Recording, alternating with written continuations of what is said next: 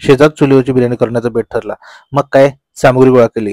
अद्रक लसूणची पेस्ट, मीठ, मिरची, खडी मिरची, टोमॅटो कट केलेले, कांदा भरमसाठ, त्यानंतर मग काय एकाच मटण. त्यानंतर चुलीचं सेटअप केलं.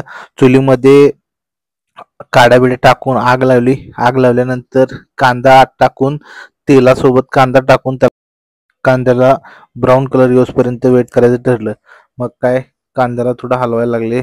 हलवायला सुरुवात करून एकदम मस्त अशी उकळी सुटली होती कांद्याला. तेल एकदम भयंकर गरम झालं होतं. आता ठरलं की थोडा थोडा कलर दिसतोय आपल्याला ब्राउनिश.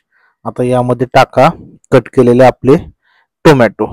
टोमॅटो टाकल्यानंतर परत अजून त्याला थोडं उकळी येऊसपर्यंत वेट करायला सांगितलं. त्यानंतर जशी जशी वाफ वर दिसायला लागली आणि टोमॅटो आपले हे झालेले वितळले दिसायला लागले, त्यानंतर टाकलं त्यामध्ये हिरवी मिरची. हिरवी मिरची आपली खडी हिरवी मिरची कट केलेली. आता ही खडी मिरची काय एकदम मस्त असा झणका देते बिर्याणीमध्ये टेस्ट करण्यासाठी. त्यासाठी ही खूप उपयुक्त आहे. त्यानंतर टाकली हळदी आणि थोडंसं राईस आणि मटण. हे टाकून त्याला मग आता हलवायला सुरुवात झाली. आता हलवायचं कधीपर्यंत उकळी येईपर्यंत. आता सगळं पूर्ण व्हिडिओमध्ये आपण कॅच केलेलं नाही की मटण बिटन टाकलेलं. आपण डायरेक्ट उकळी आणि त्यानंतर डायरेक्ट चूल. त्यानंतर उकळी येऊसपर्यंत इथं वेट करायचा होता.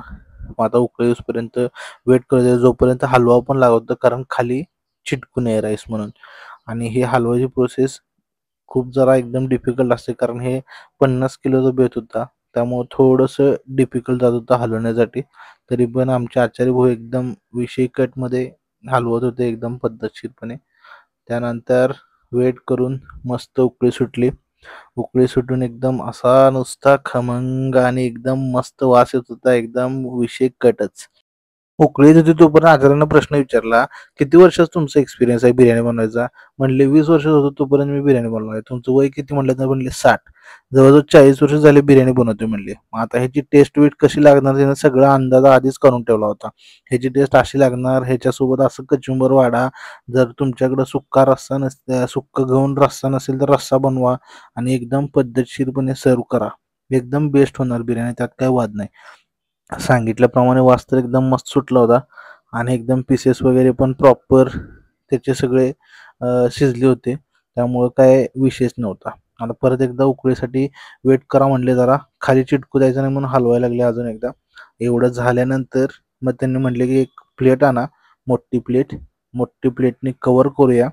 कवर करून थोडा वेळ ह्याला अजून शिजायला देऊया राईस, कारण थोडं कणी कणी दिसतंय. झाल्यानंतर मग काय विषय रेडी बिर्याणी.